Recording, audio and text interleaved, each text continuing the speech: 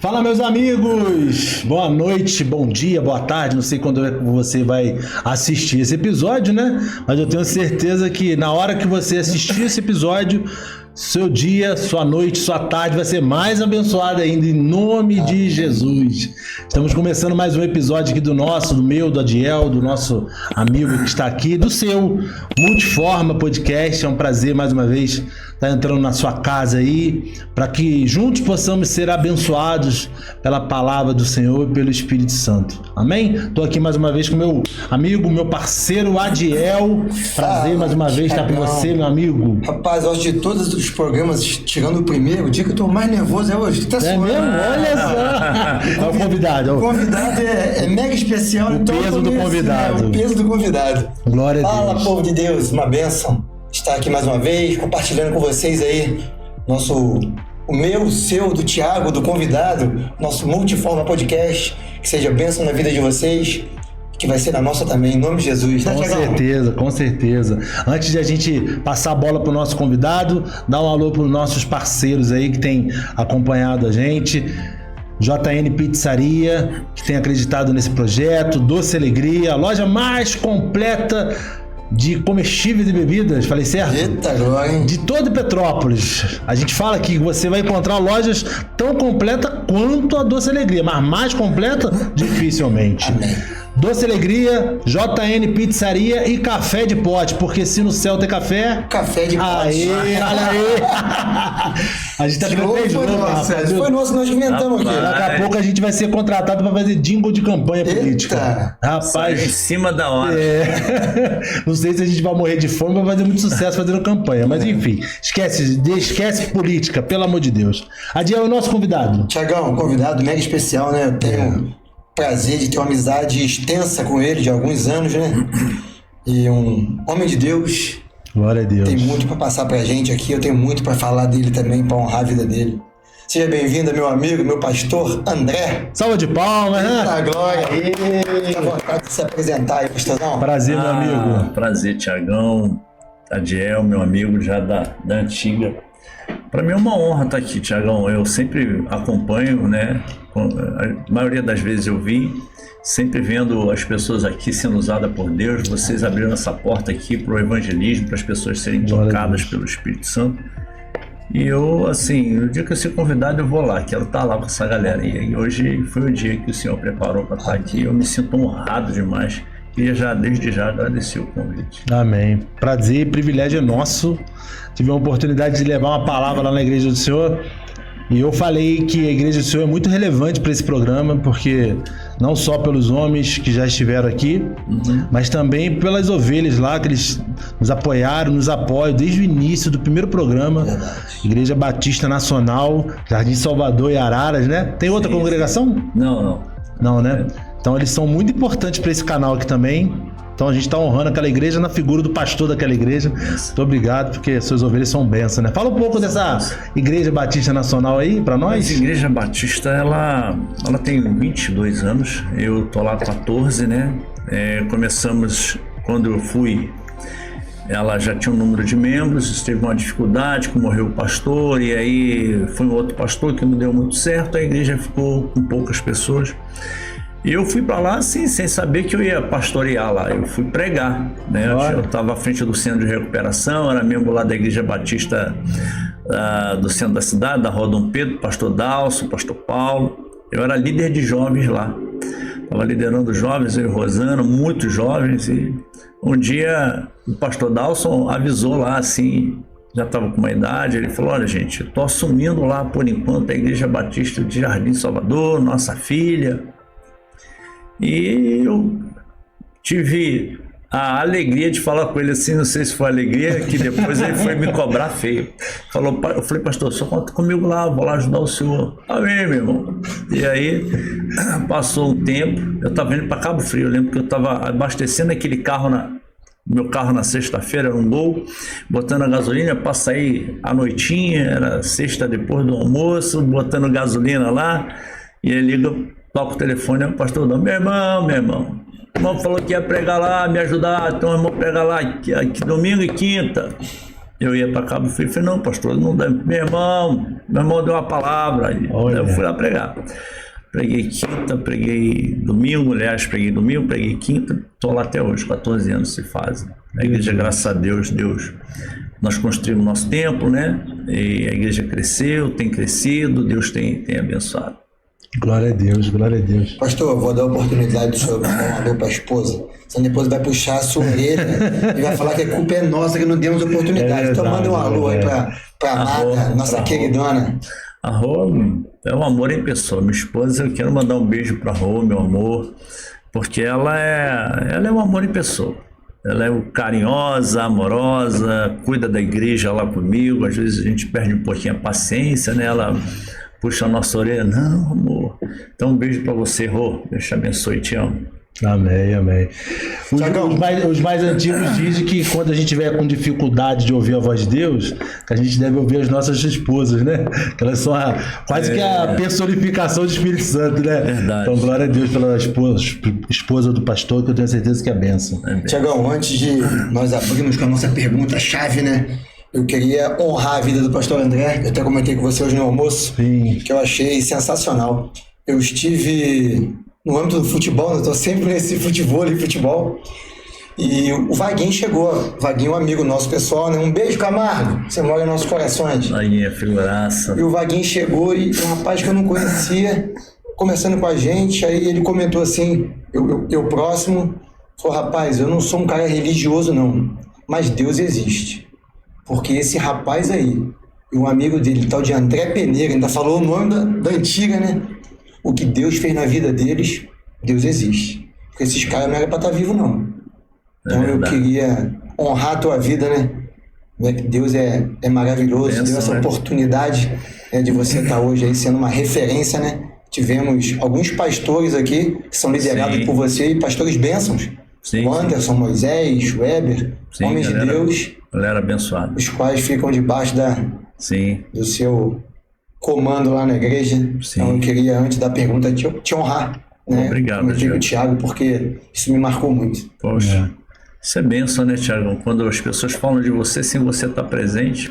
Eu te digo uma coisa, eu e Vaguinho, a gente deu muito trabalho para o Satanás, mas muito. Ele fazia muita coisa errada, ele tinha um trabalho para ele. E Deus guardando a gente para esse tempo precioso da gente hoje ser pai de família, ser marido, pastor, ser uma referência. Amigo de 50 anos, né? E ser uma referência para essas pessoas que às vezes estão passando por esse momento de drogadição, enfim, os caras olham pra gente e veem em nós uma esperança, né? Isso é tão bom quando as pessoas olham, pô, se Deus mudou a vida desse cara aí, ele pode mudar a vida de qualquer um. Amém. Amém. A gente geralmente começa com uma pergunta inicial que vai muito de encontro a essa parte da história do senhor, que é, como é que foi esse encontro com o senhor? Como é que o senhor encontrou Jesus, ou Jesus encontrou o senhor, né? Como é que foi esse início dessa caminhada? E conta pra gente um pouquinho. Jesus me encontrou muito ruim, cara. É mesmo? No fundo do poço. Pô, não tinha nem mais poço, acho que... Então, eu me converti tem 30 anos atrás. Eu, dependente de cocaína, viciado em cocaína, maconha, mas cocaína era muito forte. E assim, totalmente enrolado, né? Pesava 39, 42 quilos. Pra você ter uma ideia, eu sempre fui alto. E me drogando demais, e foi acontecendo que assim eu fui perdendo o amor próprio, fui perdendo tudo, a esperança, fui perdendo tudo que um ser humano tem que ter. Sim. Alegria e tal. E eu lembro que uma vez eu fui para um motel, né? Muita droga, e fui com uma mulher, e ela passou mal. Na época era táxi, né? Liguei pro ponto do táxi do cara, o cara atendeu, um amigo também perdido. Falei, cara, vem aqui e tal. Ela foi, levou a mulher e ficou bem, tudo bem. E eu fiquei lá e eu tava decidido a morrer. Cara, não tenho mais prazer em viver. Então eu fiquei lá me drogando, já passando mal, e de repente eu dormi. Talvez vocês nunca usaram cocaína, mas ninguém dorme usando cocaína. Já tava... Foi assim, eu apaguei ali, acordei no outro dia, e naquele dia eu acordei me sentindo bem. Anos que eu não sabia o que era se sentir bem. Mas com muita droga ainda, eu falei, cara, não quero mais saber disso não. eu tenho que parar com isso e tal. E ali acho que virou uma chave. Ali eu comecei a procurar ajuda com a minha família, não parei, né? Mas aí eu fui parar na igreja. Na igreja do pastor Vladimir, 30 anos atrás, ali na Rua da Feira. Minha irmã me levou. Vitória, né? Minha irmã me levou. E aí foi aquela batalha que você sabe, o espírito contra a carne contra o espírito. Eu saí de lá no espírito, mas no outro dia a carne já estava gritando. E tive algumas dificuldades durante esse tempo. Mas aí eu falei, não, eu quero ir para um centro de recuperação que eu não quero mais. E aí eu fiquei 15 anos dentro do centro de recuperação. Fiquei 6 meses me tratando e fiquei praticamente mais, 20 anos trabalhando com o centro de recuperação. Até abrimos o CTR aqui, que fechou agora tem pouco tempo, mas o CTR durou acho que 20 anos, 18 anos. Eu fiquei 8 anos à frente do CT. Aí esse foi um processo. Dentro de um centro de recuperação, eu me converti de fato. Eu lembro que eu saí de um culto na igreja metodista lá de Petrópolis, de Teresópolis, eu estava internado em Teresópolis, e aquele dia eu senti muito a presença do Espírito Santo na minha vida. Eu senti, e a gente tinha uma Kombi que levava a gente para ir para o culto. Eu já voltei diferente dentro daquela Kombi. E de madrugada lá era muito frio, né? Comecei a orar às 4h30, 5 horas da manhã, orando no corredor que tinha lá, e ali eu fui batizado com o Espírito Santo. 5 horas da manhã. Eu fui batizado com o Espírito Santo, comecei a falar em línguas, deu meio-dia eu não parava de falar em línguas. E aí chegou o Max, que hoje é bispo aí da igreja metodista, se não fosse bispo é dele, e ele era um obreiro lá, e ele, André, o que está acontecendo? Eu estava com dor no maxilar. Aí ele entendeu, falou, ó, a gente sabe como começa, como termina, ninguém sabe. E aí fiquei ali, até para almoçar, parece que é uma coisa assim que você vê hoje as pessoas fazendo, e às vezes nem levando muito a sério, né? Sim. Mas Deus me marcou ali. Eu fiquei com dor no maxilar. Então, daquele dia em diante, eu nunca mais fui a mesma pessoa. Ali eu me converti de fato. E aí estou até hoje aí. Glória a Deus. Abri vários centros de recuperação, ajudei a abrir, fazendo parte de uma equipe. E estamos aí, pastoreando a igreja, sendo luz para as pessoas, sendo bênção, mostrando para as pessoas que quando há uma conversão genuína e verdadeira, não tem mais como tu continuar sendo Jacó. Deus te chamou para ser Israel. E aí não tem mais como você lutar contra Deus. Não vai lutar contra Deus, vai perder. Esse é o meu testemunho de conversão. Eu me converti dentro do centro de recuperação há 30 anos atrás. Amém. Não tem como encontrar Deus e sair da mesma forma, né? Não tem. Como Você vai sair mancando, você vai sair quebrado. Vai sair com alguma parte sua desmontada por Deus. Tremendo. Certa vez, no CTR, nós conversamos sobre tratamento e ele disse algo que eu levo para a minha vida. Não só a questão do tratamento, mas o que ele falava com as pessoas que iam se tratar. Ele comentava que às vezes chegava a pais, esposas, meu marido tá muito ruim, precisa que ele se trate, que ele fique melhor. Às vezes os pais também falavam isso para você, e ele falava assim, eu preciso conversar com a pessoa. Porque se você quer e ele não quer, não adianta ele ficar aqui. É verdade. Então a pessoa tem que querer estar aqui. Sim. Conforme você fez, né? Chegou para sua família, eu quero me tratar. Aí acredito que a cura realmente venha, né? Que Deus realmente trabalha porque a pessoa quis. Eu levo muito isso pra minha vida também. Em tudo na vida, às vezes eu falo com meus filhos. Filho, não adianta o pai querer pra você. Você que tem que querer. Verdade. Porque o pai vai te abençoar. Uma escolha pessoal, né? Ponto inicial, tem que ter né? uma experiência, né? A pessoa tem que ter uma experiência. E, infelizmente, a droga é uma coisa que a gente vê aí, né, pastor? Lá na loja, lá eu vejo muito, infelizmente, é de cortar o coração, né? Você começa com as pessoas, eu vejo às vezes os pais indo buscar os caras lá no bar, as filhas no bar, a mãe chorando, que precisa que ele saia, às vezes eu comento, se a pessoa não quiser, não vai adiantar. E não é só querer, vai ter que batalhar para ele ser liberto. É um processo, né? É um processo. Eu lembro que assim, a gente se manipula o tempo inteiro, né? Tipo, tem a época do já tô bom, os caras estão lá 2 meses, não, já tô bom. Aí, isso cai, né? Aí começa a manipular. Eu também passei por isso. Eu liguei pra minha família um dia, falei, olha, não, já tô bom, já posso ir pra casa, tal, isso, aquilo. Aí eu lembro que causei uma profunda tristeza, né? Pelo telefone ele já começa, não, ninguém quer esse vaso quebrado ainda não, deixa Deus fazer a obra por inteiro. Mas é uma batalha diária. E depois que tu sai do centro de recuperação, é uma batalha triplicada, porque aí aqui fora você tem acesso a tudo, né? Eu lembro que meu irmão usava cocaína no quarto do lado onde eu estava.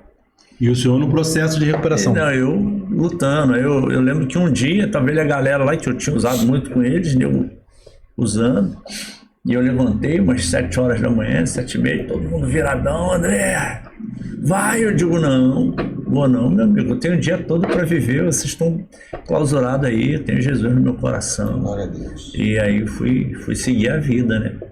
Eu nunca mais esqueci isso, porque os caras estavam presos sem eles souber, eles não sabiam, mas eles também, não era essa a intenção deles, eu tenho certeza, mas do diabo era também de me voltar para a prisão. Eu olhei pro dia assim, eu abri a janela e falei, rapaz, o que Deus me deu, cara. Eu vou ficar aqui 2, 3 dias afundado nisso aí. Deus me tirou desse lugar. E aí falei com eles, falei, cara, só tem uma solução para vocês, Jesus. Não, e tal, isso aqui a gente vai lá no Rio hoje ainda, eu digo, vai com Deus, comigo vocês não vão não. É exatamente isso, cara, é uma batalha diária. E a conversão, quando uma pessoa se converte, ela vai ser liberta por dentro, né? Deus, ele não faz uma maquiagem. Deus, ele pega a pessoa, desmonta ela todinha, depois ele vai montando cada pecinha, como um quebra-cabeça. Mas aí você vai ter uma experiência com o Espírito Santo. E como você disse, cara, quem luta com Deus vai sair quebrado. E foi exatamente isso que aconteceu. Eu me converti. Por isso estou sem usar droga há 30 anos. Nunca mais senti falta de droga. Por causa de uma coisa chamada conversão. Glória a Deus. E é realmente esse processo desse primeiro dia que o senhor pisou lá na comunidade Vitória, até essa consciência de conversão, foi o quê? Quanto tempo? 1 ano? Não, uns 4, 5 meses, 6 meses no máximo. Eu lembro que eu lutava, né? Eu saía de um culto maravilhosamente bem, mas chegava numa sexta-feira, cascatinha pegando fogo, eu conhecia tudo, estava sempre nos esquemas de coisa ruim, eu estava enfundado dentro, e aí chegava, né? Chegava sempre. E aí eu tinha uma recaída e tal, aquilo me deixava mal, eu falava, cara, não quero mais ir, ficava com vergonha das pessoas, né? Que sabiam que eu estava indo na igreja, me parecia que eu estava enganando todo mundo. Antes eu sabia que eu estava enganando só a mim, mas depois desse tempo de ir na igreja e ter algumas recaídas e tal, ali eu não tinha me convertido ainda, acho que eu tinha me convencido que Jesus era bom, mas não tinha tido uma conversão, por conta dessas recaídas, né, que você acabava tendo. Sim. Mas ali eu soube que Jesus era a única solução para a minha vida. Ali eu soube. Tanto é que a igreja me ajudou. Eu conversei com o pastor, falei, pastor, se o senhor me ajudar, se a igreja me ajudar, onde eu for, vou carregar esse testemunho. E aonde eu for, que eu for pregar, eu vou falar o que a igreja, pastor Vladimir, meu amigo, né, a gente não se vê muito, mas eu tenho uma grande consideração. A igreja Vitória me ajudou nessa recuperação. Minha irmã Adriana foi fundamental, minha irmã Ana, meus irmãos, minha família toda. Foi fundamental nesse. E aí eu me internei e estou aqui até hoje. Glória a Deus. Eu sei que infelizmente, né? Esse assunto droga, vício em geral, tá mais comum do que a gente gostaria nesses dias, né? Mas eu ouvi no senhor, principalmente, eu convivo com alguns pais, irmãos, enfim, esposas e esposos que lutam para que os seus entes queridos possam se recuperar e se libertar disso, né? Sim. E ouvindo o senhor falando, eu me aprofundei mais nessa certeza que eu tinha, o quão importante é a família nesse processo de recuperação, né? Porque a gente sabe que Deus é poderoso para libertar imediatamente, né? Sim. Mas não é o normal do processo, né? Não seria chamado de processo, né? Verdade. Quão importante é a família nesse momento, pastor? A família é fundamental, né? A família adoece junto com o dependente químico. Codependência, né? Que chamam aí. O centro de recuperação trata muito isso. A família está codependente da doença da pessoa. Então ela não sabe como fazer. E lá ela vai receber uma instrução dos profissionais que trabalham com dependência química, como ele deve lidar com ele, com o dependente químico. E aí é curioso que assim, é um processo também de tratamento para a família, né? Mas a família é fundamental. O que eu percebo hoje, e eu percebi já depois de trabalhar muitos anos com centro de recuperação, com reabilitação, é que as famílias não querem se tratar às vezes, eles se tornam codependentes da doença do rapaz. O cara recai e continua manipulando a família a fazer o que ele quer. A família, sem perceber, vai fazendo. Por isso que é importante a família se tratar junto com o dependente químico. Porque muitas das vezes o cara acostuma com aquele negócio, vai, volta, vai, volta, vai, volta, vai, volta. E tá num centro de recuperação para ele, é normal. É igual o cara que sai da cadeia e faz uma besteira no outro dia, porque ele acostumou a ficar dentro de uma prisão. E tem gente que se acostuma a ficar dentro de um centro de recuperação e acha aquilo até legal. Eu lembro que eu falei, cara, eu nunca mais volto aqui pra ficar aqui, a não ser que Deus tenha alguma coisa comigo nessa área, mas eu nunca mais volto, que se é bom para vocês, para mim é horrível. Ter horário, acordar às 6 horas da manhã, ter horário para todo mundo poder sair, você vira literalmente alguém que não tem liberdade. Mas você não pode ter liberdade, porque o que você está fazendo com a tua liberdade é destruindo aquilo que Deus te deu, que é o dom da vida. Então lá dentro você aprende a viver com regras, você aprende um monte de coisa, você aprende a respeitar as pessoas, você aprende a saber que você não pode fazer tudo que você quer. Mas eu falei, olha, isso aqui vai ser uma vez só. E foi uma vez só. Eu voltei para lá e trabalhei, ajudei lá. Depois fui trabalhar em outro centro de recuperação. Depois fui trabalhar em 3G, no centro de recuperação. Depois fui para Búzios, trabalhar no centro de recuperação. Enfim, depois abri o CTR aqui. Então, fiquei 4 anos trabalhando em Niterói. Ali eu peguei uma bagagem boa, onde eu fiz meu seminário também. A igreja bancou um seminário para me fazer. E sem saber que ia ser pastor.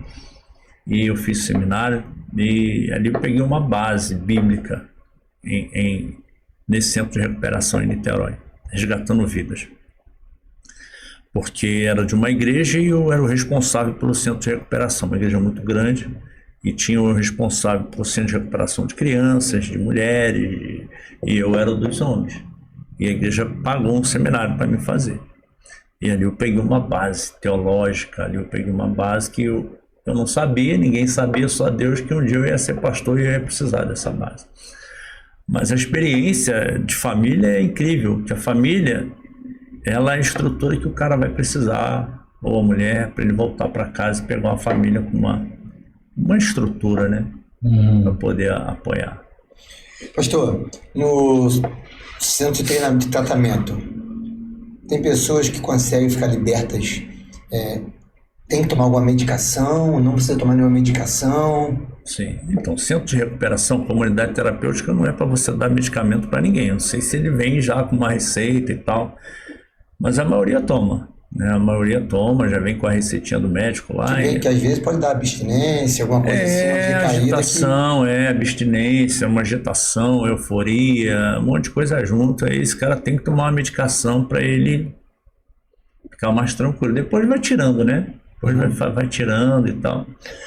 E centro de recuperação tem muitas atividades, né? Tem atividade com psicólogo, tem atividade o culto, né? Que hoje nem pode falar que é culto, eu estou fora um tempo, né? Mas tem várias atividades de esporte, o dia é bem completo lá, é bem agitado. Mas a maioria toma medicamento, sim. Não pode ter culto? Por quê? Chamar de culto. Hoje não pode, né?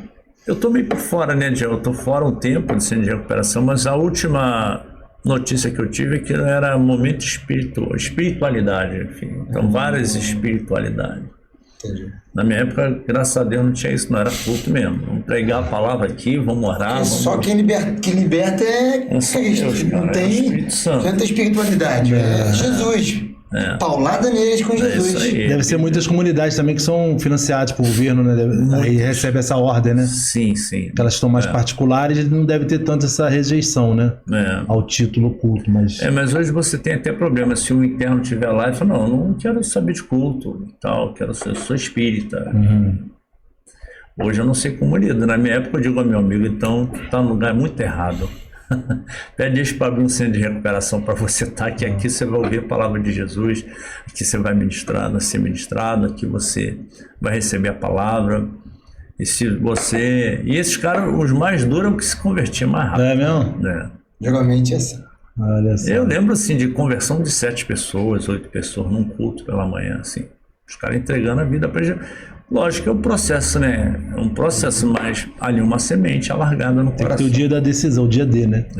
Mas acontecia muito. Eu fazia dia de visita, praticamente 120, 130 pessoas, entre os internos, os familiares, lotavam, metiam o louvor, a palavra, familiares levantando a mão para Jesus, 20, 30 conversões, assim, num dia de visita, era uma colheita. Glória a Deus. Poxa. Esse processo de libertação, abaixo de Jesus, talvez a segunda maior decisão foi se afastar desses ambientes? Tem que se afastar. Tem, né? O ambiente, ele molda você, né? Ele molda você. Por isso que crente, cara, amigo dele é crente. Ele não vai ter um cara que é do mundão, que toma cerveja, que fica no barzinho. Ele não vai nem sentir a vontade com isso, né? Então, meus amigos é tudo crente, tudo pastor, tudo gente de igreja, é Adiel, é Vaguinha, é você. Então, assim, o que a gente ensina lá é o seguinte, amigo, olha só. Você vai sair daqui desse ambiente. Você vai para um lugar, vai ficar na beira num bar, tomando Guaraná. Daqui a pouco você está tomando uma cerveja. E os 12 passos ensinam, né? Evite lugares, evite pessoas, lugares e evite o primeiro gole. Então, assim, são os evites que você tem que ter. Evitar lugares, evitar pessoas e evitar não tomar nunca o primeiro gole. Porque um abismo chama outro abismo, né? O negócio eu gosto de cheirar, nem de beber, mas tomar uma cerveja, meu amigo, você vai cheirar. Então você tem que evitar. E as pessoas, o ambiente, as pessoas, elas têm muito poder sobre a vida das outras pessoas, né? Então você está num ambiente onde está todo mundo fazendo coisa errada, você vai fazer também. Então o que você tem que fazer, cara, não bota nem meu pé ali. Tem uma história interessante que um rei queria carregar a esposa e o filho para um lugar e... um pregador, você deve ter ouvido isso várias vezes. E ele começa a treinar o cara da carruagem, né? Que vai levar. Isso é da antiga já. E aí ele pega os 3 melhores depois de uma seleção. Ele fala: como é que tu faria se estivesse passando perto de um abismo? Aí o cara: eu ia olhar bem, ia passar pelo cantinho, ia dar toda a segurança. Outro: eu ia fazer assim, ia fazer assalto. E aí teve o terceiro que falou: não, eu nem passaria perto do abismo. Então é você que eu quero. É exatamente isso. Não briga com o abismo não, que ele te suga. Então existe essa questão de você aprender a evitar pessoas, lugares. Pastor André, a gente se conhece há bastante tempo, né? Eu conheci o irmão André no começo, né? Fizemos umas amizades, que virou Bebeto, virou Não Faz Comigo Não, e hoje Pastor André. Sim. Né? Já tinha isso no coração? Esse desejo de ser pastor? Então, teve uma época que assim, a gente começou a pregar, né? Só pegar uma base bíblica. Eu gostava de pregar, eu achava lindo as pessoas, os homens de Deus sendo Gostava de bater na gente, Thiagão, gostava de bater. E aí, dessa época era até o Itamaraty ali, a Adiel era de lá também. Eu gostava de pregar, né? Comecei a pegar esse fascínio, eu gosto de pregar e tal. E aí via muita pregação, ouvia, lia muita Bíblia e livros, enfim. Mas depois isso passou, cara. Hoje eu sou pastor ali, também de Araras. Eu prego 2 vezes por mês na igreja.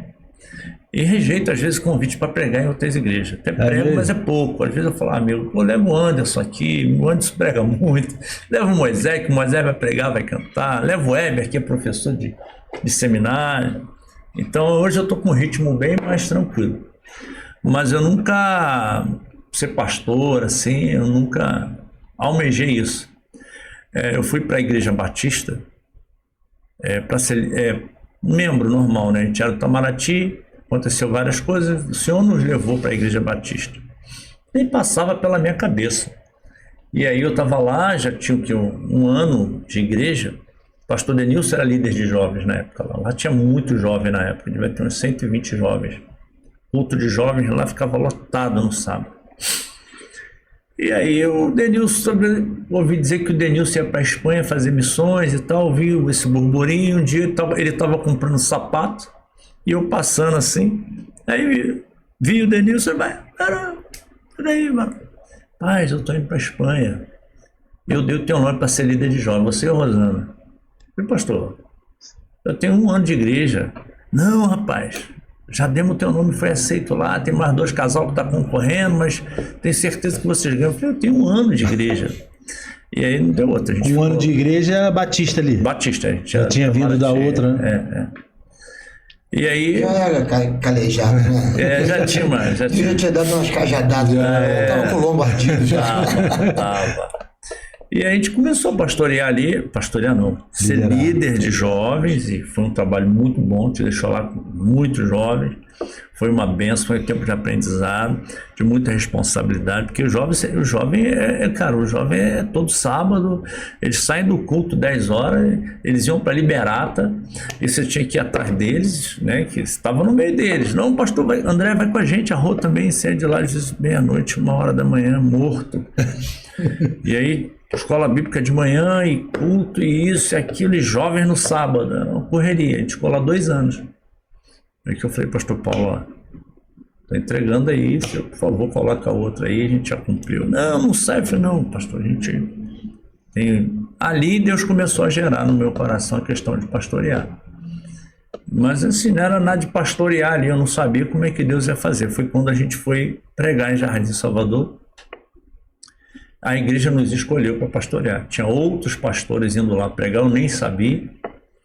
E aí eu lembro até hoje o diácono, junto com os diáconos da igreja, me chamando numa salinha, pastor. Eu falei, não sou pastor. Mas a gente quer que o senhor fique com a gente pastoreando. Eu falei, mas você tem que falar com o meu pastor Paulo. Eu não tenho o poder de decidir isso aqui, não, eu sou ovelha. Mas foi tudo certo, né? Graças a Deus, Deus falou com o pastor Paulo e a gente começou então.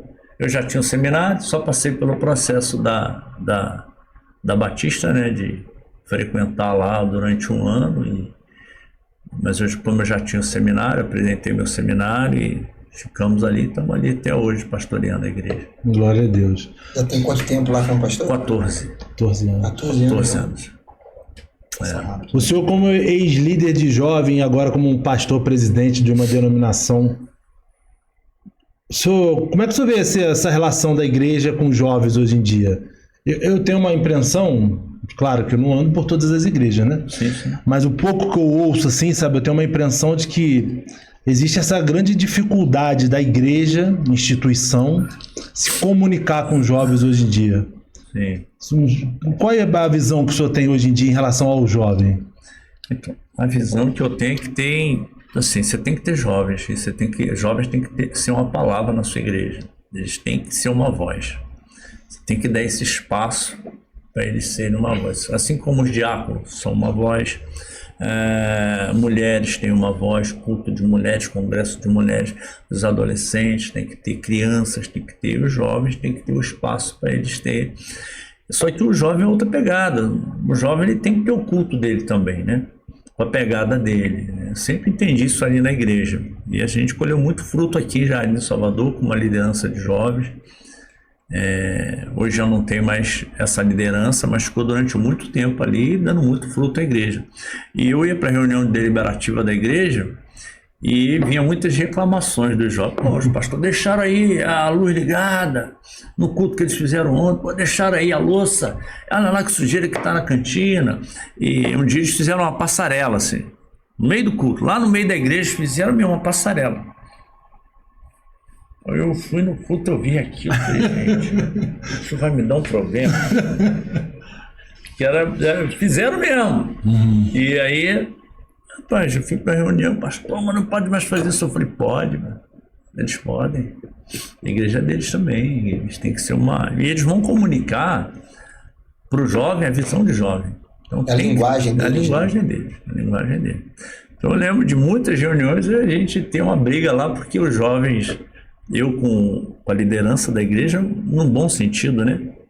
E eu falava, não, eles são uma voz na igreja, eles têm que ter esse espaço para eles prepararem os cultos da maneira deles, a linguagem deles, que isso vai tocar muito mais nos jovens que são de fora do que a gente fazer o nosso culto aqui no domingo e tal. Os jovens atraem muitos jovens, né? Você tem uma liberdade, né, na igreja dos seus jovens, eles conseguem trazer pessoas de fora que se sintam à vontade. Muitas das vezes você leva o jovem, ele está meio num culto mais certinho, mais tradicional, o jovem fica meio perdido, fica travado. Não vai se sentir à vontade. Quando o jovem está no comando, fala o linguajar deles. É a linguagem deles. Tem que ter essa liberdade. A igreja tem que dar essa liberdade. A igreja ficar só no tradicional ali, de culto e tal, vai ganhar muita alma. Mas o jovem precisa ter o espaço dele, a linguagem deles. Eu falo na nossa igreja lá que a gente precisa muitas das vezes dessa, entre aspas, imprudência dos jovens, né? Sim. Eles nos puxarem, né, em alguns momentos, né? É verdade. É os jovens que nos puxam, os jovens que fazem a gente sonhar, sim, né? Tem força, tem vigor, e a gente, meu Deus do céu. Não aguento mais. Mas... É a geração de 12, né? 12 anos. É a mulher do fluxo de sangue com 12 anos, sofrendo, foi em tudo quanto é médico, ia morrer, né? O fluxo de sangue ia matar ela. Ela tem 12 anos, sofrendo. E a filha de Jairo, que com 12 anos ia morrer. Então, assim, Jesus ele nunca vai curar uma geração sem preparar outra. Nunca vai liberar uma geração sem preparar ela. Então, é a geração que foi curada e a geração que foi ressuscitada. É a questão que você tem que ter uma visão assim dessa adolescente de 12 anos que foi ressuscitada, para que a igreja possa ter uma visão para os jovens, para os adolescentes, para as crianças, enfim, porque daqui a pouco, Tiagão, eu posso falar por mim, daqui a pouco eu estou só indo lá no culto para dar um glória. Daqui a 12, né? Daqui a 12? Talvez menos, talvez mais, mas vai chegar um tempo que eu vou falar, cara, eu estou vindo aqui para cultuar a Deus. Quem vai pregar? Nem sei. Como é que está o problema do louvor? Não é comigo mais. Né? Então a gente tem que preparar essa geração para eles começarem a assumir as responsabilidades que hoje nós assumimos. De estar pregando, de estar edificando a igreja, de estar abrindo espaço para eles. Eu entendo que é bem por aí. Muito legal ouvir você falando sobre isso. Porque hoje eu e o Tiagão almoçando, nós tocamos nesse assunto de o líder não querer passar o cajado, de querer ficar segurando o cajado e às vezes com dificuldade, sim, por causa da idade ou limitado. Porque a gente tem consciência que tem tempo para todas as coisas, né? Às vezes passou o seu tempo, realmente, não é que você vai deixar de ser um homem de Deus, vai deixar de ser um pregador da palavra, mas às vezes por uma liderança, por uma motivação, o tempo passa. É verdade. E é difícil a pessoa ter essa consciência. As pessoas não querem liberar o espaço que é dela, não, que é meu, é eu que mando, é eu que faço. E infelizmente é muito difícil. É legal ouvir você falando isso, até porque você tem bastante sucessores, né? Tem. Só homens de Deus. Tem, só tem fera ali. E eu já penso nisso. Eu penso em liberar a geração que está vindo após de mim, para um novo tempo da igreja. E para ir mais longe da onde você chegou, né? Eu fui até aqui, eu tenho o meu sobrinho Anderson, né, que é o cara que vai segurar meu cajado, já está segurando, vou passar para ele o cajado. Tem o pastor Moisés, enfim, tem outros pastores, mas na família eu tenho o Anderson, né? Então, assim, meu cajado vai ser passado para ele. A sucessão pastoral familiar, né, que nós não temos isso na nossa família. Nossa família sempre foi tudo muito louco, todo mundo muito doido, né? Então, assim, Deus levantou 2 homens de Deus ali para eu estar liberando essa geração mais nova para assumir e a gente ficar mais tranquilo, né? Que, assim, não é fácil. Você está à frente de uma igreja que realmente faça a vontade de Deus, que não vive só de aparência, mas que você é obrigado. Eu falo lá na igreja que o papel difícil é sempre para o pastor. O problema é o pastor que vai ter que ir lá falar, que chamar atenção. Esses dias eu briguei com todo mundo lá, parando o carro ali na beira da rua, o vizinho reclamando, o som tá alto, eu vou lá, eu brigo. E vai chegar um tempo que isso vai passar para outra. Né? Então tem o bônus e tem o ônus, né, Diego? Como você falou no início. Mas eu entendo que vai chegar o tempo que a gente tem que liberar essa galera que está nos apoiando hoje e a gente apoiar eles depois. Porque senão você quer ficar num lugar que Deus colocou por um tempo. E aí, se você ficar naquele lugar tempo demais, você vai matar os outros que vão olhar e vão falar, cara, a gente não vai ter oportunidade. Vamos segurar, vamos ficar aqui até quando? Né? Então vai chegar o tempo em que eu vou apoiar mais do que como eu estou sendo apoiado hoje. Eu tenho grandes pastores comigo, homens de Deus que talvez tenham mais capacidade do que eu, mas esse é o tempo que Deus me colocou. E vai chegar o tempo que não demora muito, eu não sei, Deus vai falar comigo, que eu vou apoiar eles. E alguém vai assumir lá, como diz aí, vai assumir aquela batalha lá. Eu sou pastor há pouco tempo, sabe? Eu sou pastor tem 3 anos só. Pô, achei que era uns 40 não, já. Tá sem inveja. Mas eu sou pastor há pouco tempo e ouvindo de um pastor que já tem uma certa jornada assim, como o senhor, ouvindo essas palavras, enfim, muito alegre o meu coração. Mas eu queria agora uma pergunta pessoal minha mesmo, sabe? De pastor para pastor? De pastor para pastor. Isso, eu vou ficar Fernando Dias Lopes tem um livro, Pastor para Pastor. Mas é curioso, né? Porque a vida do pastor realmente é esse misto de emoções, né? Sim. Pastor é aquele que de manhã está na maternidade celebrando o nascimento de uma criança, mas à tarde está fazendo o sepultamento, né? Verdade. Como é que o André lidar com essas emoções todas, com os problemas que um chega, fala no ouvido, do outro lado tem outro defendendo, enfim, como é que o André faz para enfrentar esses dilemas da vida aí de ser pastor? Primeiro que eu tenho uma ajudadora, né? Primeiro que eu tenho um ajudador que é o Espírito Santo, que me ajuda, direciona, porque sem ele nada podereis fazer. Seria impossível. Tenho a minha esposa, que segura muito a minha onda, mas eu tenho uma equipe maravilhosa, né? Hoje eu tenho uma equipe muito boa, que está lá. Eu já não estou no culto, mas tem lá pastores, tem o louvor, tem. Isso é difícil de você formar alguém que corra por você, igual diz no futebol, né, Adiel? Adiel é cara do futebol, né? Alguém que vai correr por você. Hoje eu tenho isso, a gente conseguiu formar uma liderança, mas não é fácil, Tiagão, é difícil. Às vezes eu já saí da igreja várias vezes conversando com Rosana, amor, para mim chega, eu tenho certeza que assim, Deus está colocando no meu coração que o meu tempo chegou. E aí ela, não, amor, a gente vai orar então, né? Eu falei, não, a gente vai orar. Aí quando você ora, Deus fala, não, andando ao tempo. Mas ele renova suas forças, né? Então assim, a igreja é um lugar de muitos problemas. E Jardim Salvador é uma igreja muito abençoada, que enfrenta muitas batalhas. Eu não vejo igreja que não tenha batalha. A igreja onde vai estar tudo certo, amigo.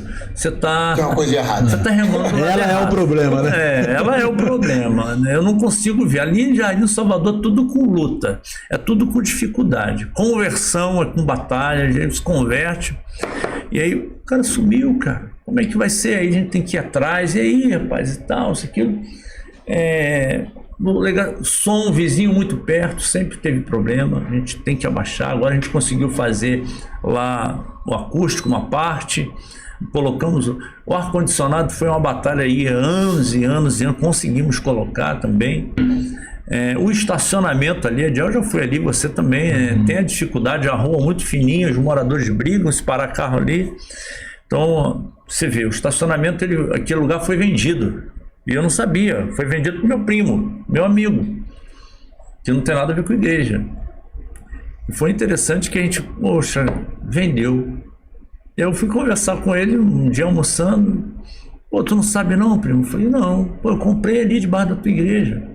Eu falei, pô, então eu preciso parar meus carros lá, cara. A gente ia ficar sem estacionamento.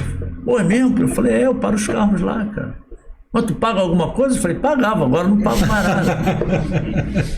E a gente tá lá, cara. Tamo lá, tem obra, né? Às vezes tem as batalhas lá que faz buraco e tal, é lama e tal. Aí eu falo com os membros lá, que algumas pessoas vêm reclamar, né? Pô, pastor, estacionamento é lama pura. Eu falei, mas não é nosso.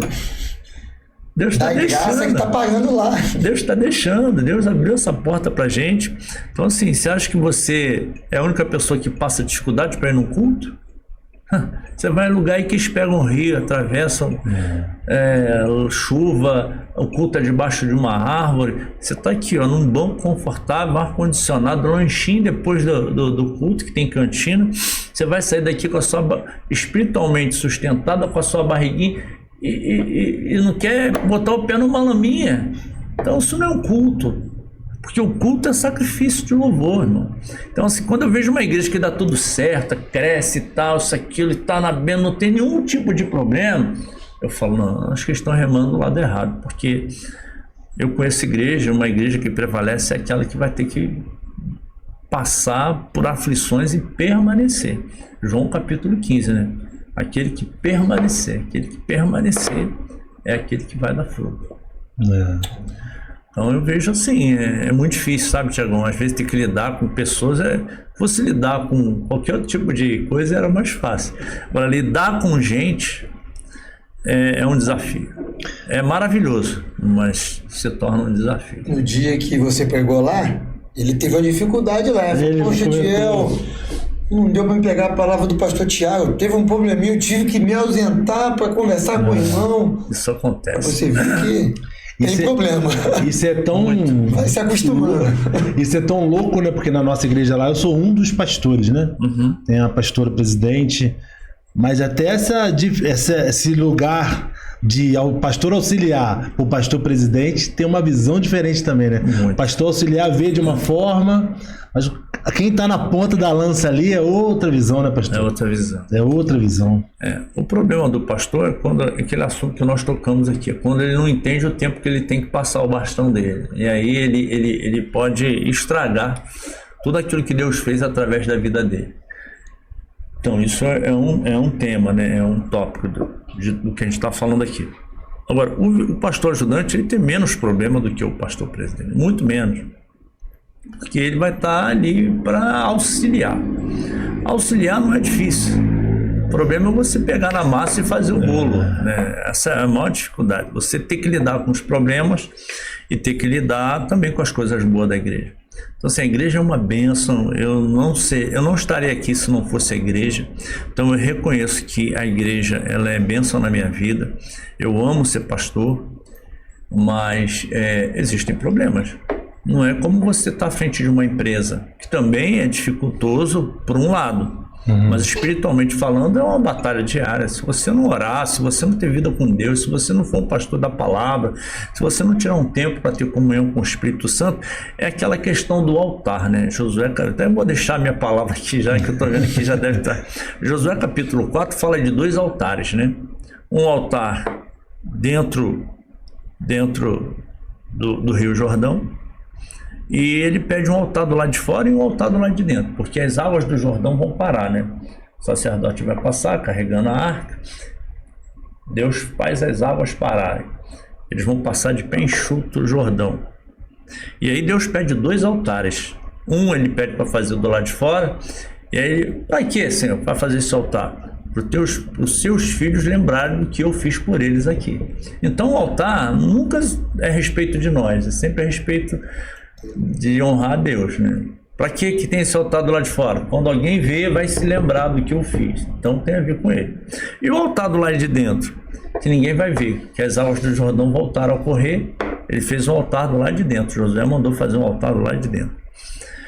No meio do Rio Jordão. As águas começaram a correr. E aí cobriu o altar, ninguém nunca mais viu aquele altar. Mas para que um altar que ninguém vai ver? É o secreto. É no secreto que Deus vai realizar os milagres na nossa vida. 3 anos depois, ou 5 anos depois, eu não sou bom de data, Naamã vai entrar naquele Rio Jordão. E o profeta fala com ele, ó, mergulha aí 7 vezes. Aliás, o profeta nem fala com ele. Manda Geazi e fala com ele. Lá manda ele mergulhar. Se ele quiser mergulhar, aí ele questiona, né? Naamã diz, mas Farfar é um rio limpo, mas não tem altar, meu amigo. Quando ele mergulha naquele rio que tem um altar, depois do 7º mergulho ele sai totalmente curado. Isso é 2 Reis capítulo 4. 2 Reis capítulo 5, o próprio profeta vai cortar bambu, vai cortar madeira para aumentar o lugar lá. O profeta vai junto e diz que o machado era emprestado, cai dentro do rio Jordão. E aí, quando fala onde caiu, o menino fala, caiu aqui. Ele estende a madeira no galho de árvore e o machado flutua. Então, os altares escondidos que a gente carrega, não é para ninguém ver, mas é esse altar que vai trazer cura e restituição para uma geração. Então, Deus ele está à procura de verdadeiros adoradores, João capítulo 4. Mas adoradores que carreguem um altar no secreto, que ninguém vê. O pastor tem muito disso, sabe? Ele tem que ter esse altar no secreto.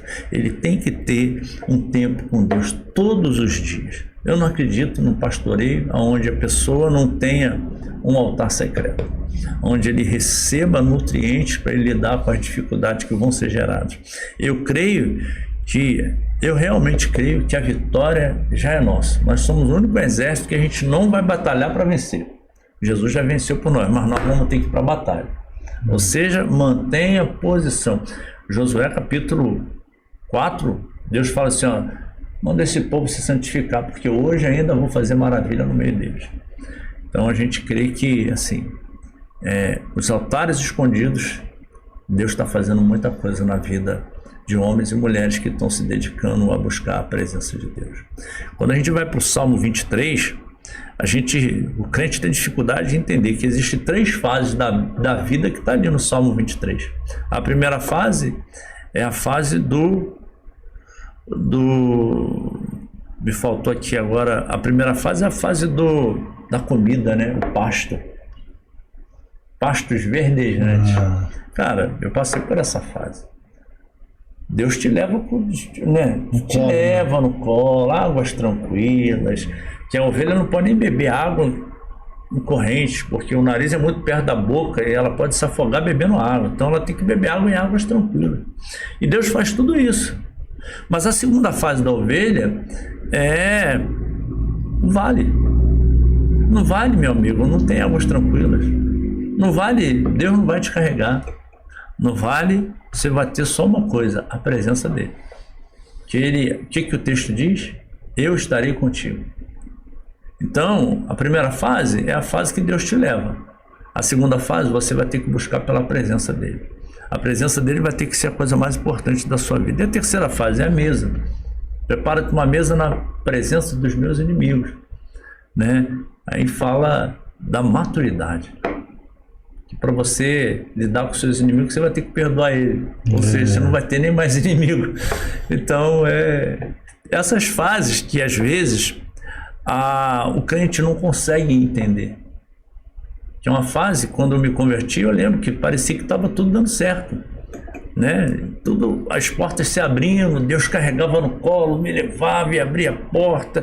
Eu lembro que eu tinha vontade de ter uma camisa do Flamengo. E aí eu estava com um menino internado, sem dinheiro, sempre duro, né? Assim, trabalhando em centro de recuperação, ganhando só passagem. Aí eu fui levar e encontrar com o pai, lá no centro de Niterói. Aí o pai dele falou, não, André, eu vou levar ele porque ele vai escolher uma camisa do Flamengo. Eu falei, eu tinha que ir junto, o menino estava internado. Acho que era aniversário do menino. Aí entrou na loja, fiquei só olhando assim. Aí o cara voltou com 2 camisas. Não, uma é pra você. Cara, que Deus maravilhoso. Eu não falei com ninguém que eu queria essa camisa do Flamengo. Então, assim, é essa fase do primeiro amor, cara, que Deus vai te carregar. Agora, vai ter a segunda fase que Deus quer criar maturidade, que é a fase do vale. Vai ter as dificuldades, vai ter as lutas, tu não vai ter muita coisa, mas a única coisa que você vai ter no vale, você não tem nada, você só tem a presença dele. E aí a terceira fase é a fase da maturidade, onde você já aprendeu a lidar com algumas coisas e tem que amadurecer. O meu problema com o convertido é nenhum, mas eu acho que a pessoa tem que criar uma maturidade. Eu tenho uma célula Até passei essa célula para outra liderança. Tinha uns meninos novos convertidos lá da igreja. Peguei 9, daqueles que não quer nada com nada. Eu falei, olha, durante 1 ano eu estou com vocês.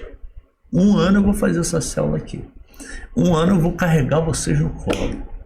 Aí eu faço sanduíche, é só de uma aguinha fresca. Pô, vou pra cozinha, cara, coisa que eu não sei, não tenho habilidade nenhuma. Eu vou lá, às vezes a Rosana, né, fica lá no quarto e eu faço as coisas e vou lá e ligo o forno, boto isso, esquento o molho, faço alguma coisa. Eu falo, ó, isso vai acabar, hein? Vai ter um dia que vocês vão ter que criar maturidade e caminhar. Porque é exatamente isso que eu entendo que Deus faz. Ele nos carrega, mas depois ele vai querer ver a gente dando os nossos próprios passos de responsabilidade e de maturidade. Eu vejo que são os 12 anos. Você falou sobre os 12 anos, né? Nasceu, você carrega no colo, dá mamazinho, cuida. Depois começa a caminhar, cai, levanta sozinho. Depois dos 12 é a maturidade. É isso aí. E a gente quer, seja pastor, seja líder, enfim, alguém, as pessoas que estão em cargos de referência na igreja, a gente é muito tentado a não sair desse lugar de dependência, né? Sim, verdade. Que humanamente falando, é maravilhoso ter pessoas que te mandam WhatsApp, que te ligam, pastor, ora por mim, me ajuda, preciso de uma palavra. Humanamente falando, é maravilhoso. É verdade. Só que se a gente não tomar cuidado, a gente cai nesse lugar de criar essa dependência deles para conosco, né? Isso é muito fácil de acontecer, né, Tiagão? Você é pastor, você sabe. A gente assume um lugar que não é nosso, né?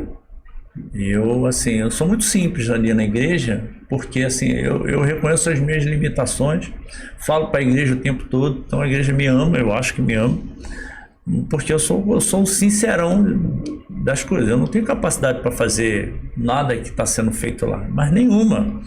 Eu olho para o lado, eu vejo gente com muito mais capacidade do que eu, né? Mas Deus chamou a gente para fazer e está fazendo esse tempo através de nós, né? Mas eu sou um cara que reconheço as minhas limitações. E é tão espiritual, até uma pregação. Eu tenho aqui mais de 300 pregações aqui. E às vezes você me chama para pregar. Aí eu vou falando, cara, eu tenho já uma palavra aqui. Meu irmão, não é assim não. Não é assim não. Você chega lá, Deus, mas tem que fui eu que escrevi isso, você não entende nada daquilo. Deus te deu para aquele tempo. Por isso que assim, eu vou pregar, eu oro, falo assim, eu tenho essa palavra aqui, vai essa aí, o que você acha?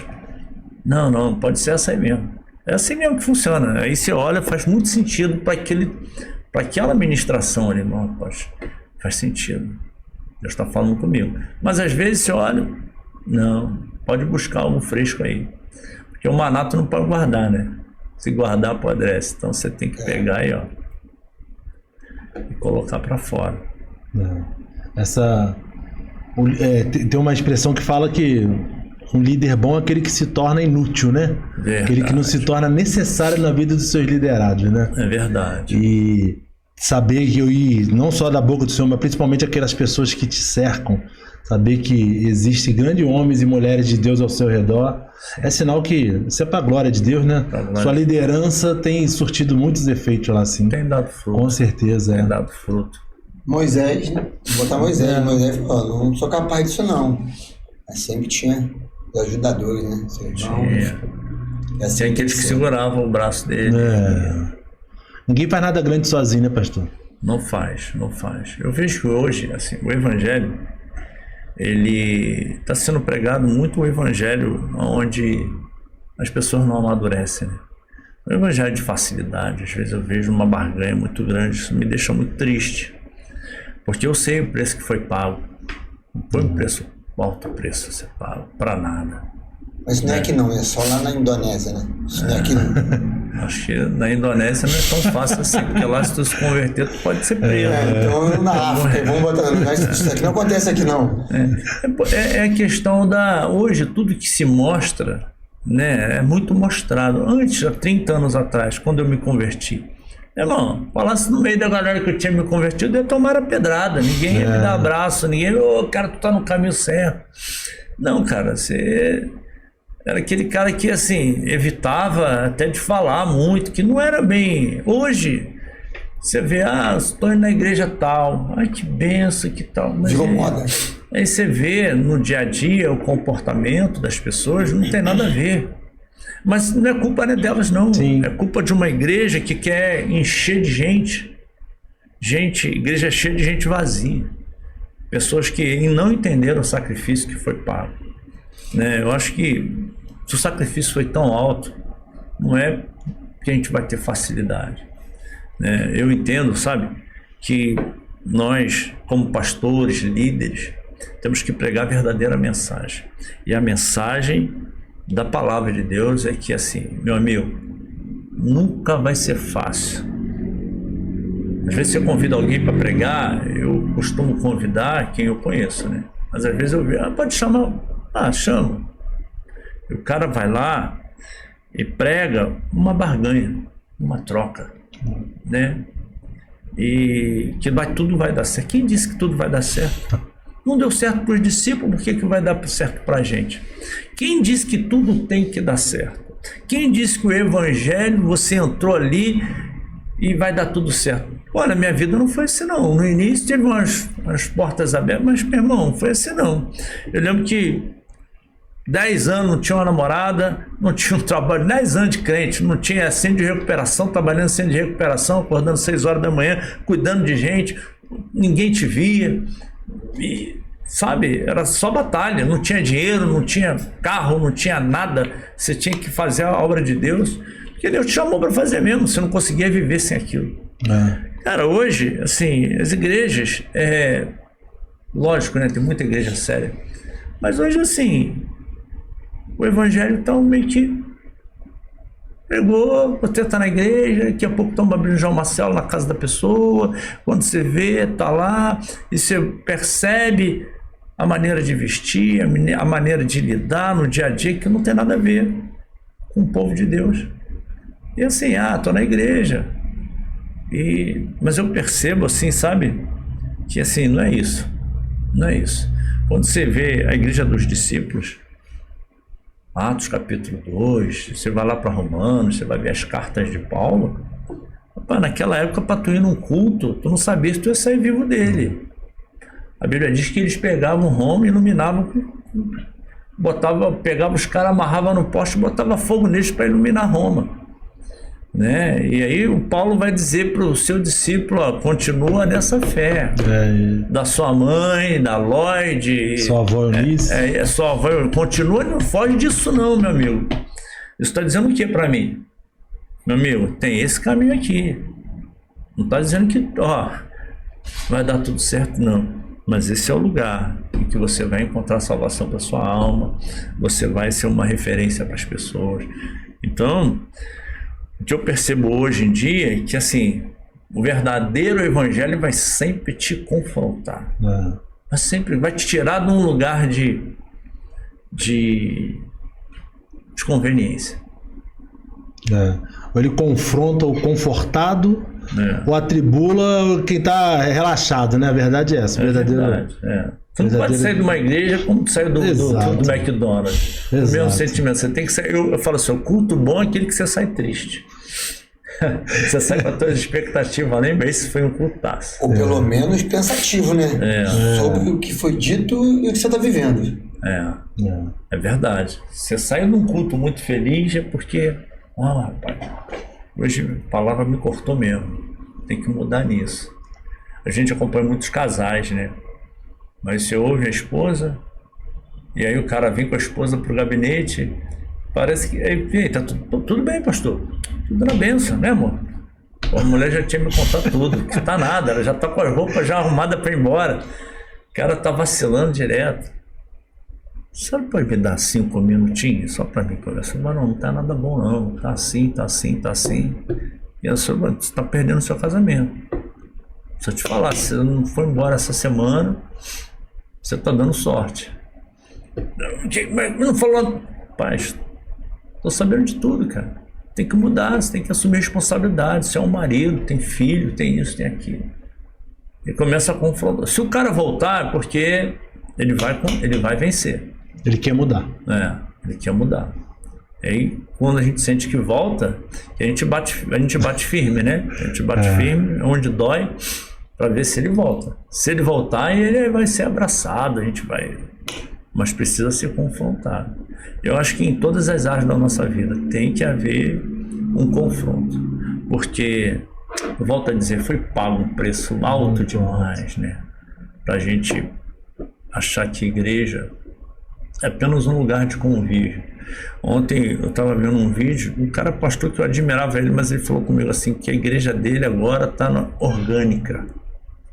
Ou seja, o centro não é mais a pregação da palavra de Deus, mas é o relacionamento. Eu falei, meu Deus, tem um que prega num banco, fala, meu lindo! Falamos dele hoje. Que vergonha que eu sinto disso, cara. Que vergonha. O alto preço que foi pago na cruz. Jesus sofreu, morreu, ressuscitou. Pastor, a gente ainda nessa pegada, né, do evangelho de facilidade, né, as pregações de facilidade. Hoje eu ouvi também a respeito de casamento. Cada 3 casamentos, 2 separam. Cada 3 casamentos, eu acho 2 que é dentro da igreja, né? Ou não? Não, isso é no âmbito geral. No âmbito geral. Cada 3 casamentos, 2 separa. Hoje é mais caro você separar do que casar. É, né? Verdade. E falta uma palavra do pastor, do púlpito direcionada para... Porque a maioria das vezes é o homem que dá um mole, né? Porque a mulher de Deus, elas são tementes, né? Sim, o homem é mais sem vergonha nesse sentido. Ele é menos temente, ele tem menos temor. A mulher é mais... podemos ser hipócrita de ser machista, tem que falar a verdade. Acho que falta um pouco da palavra do púlpito? Não. Acho ou é uma doença do homem? Eu acho que sim, mas também eu acho que isso tem que ter alguém para cuidar de casais. Tem que levantar um casal para cuidar de casais. Isso é o ideal, mas às vezes não consegue. Lá nós temos o Anderson e a Aline, né? O Anderson e a Aline, eles tratam de prostituição, casamento, orfandade, né, que vai gerando um monte de coisa, né? Então, quando chega um casal assim, eu já não, vem cá. Eu sou muito humilde nisso, eu digo, eu não vou ter a paciência para cuidar disso. Então, procura Anderson, liga. E aí ele começa, ele vai desenterrar o avô da mulher, o tio, a família toda, ele vai lá nos problemas e tal. É um tratamento longo, mas que assim, vai virar o cara e a mulher de cabeça para baixo, até eles entrarem no lugar de entender e muita coisa ali por falta de paternidade, por falta de várias coisas. Mas há um tratamento que dura aí 1 ano, né? Está se especializando nisso, antes é muito bom nisso. Ele é a Aline. Então, assim, tem que ter humildade de reconhecer e falar assim, olha só, não é comigo não, você precisa tratar. Aí tem alguns que me procuram, pô, pastor, não tô aguentando não. Aguenta, você é carnívoro. Como é que é o nome dele lá no Soldado Ryan. O cara chamava ele lá, que é o... Soldado Ryan. Sim, ele era... Então, ele é o tenente-coronel, né? Então, assim, Anderson... Ele teve num culto de homens nosso lá, ele soltou uns chai lá, ele falou sobre esse tratamento que eles fazem, que ele tá se especializando nisso. Ele falou que, cara, eu me curei com esse tratamento, eu me curei com isso, né? Pai, enfim, foi tremendo, né, Tiago? A palavra dele lá com a gente.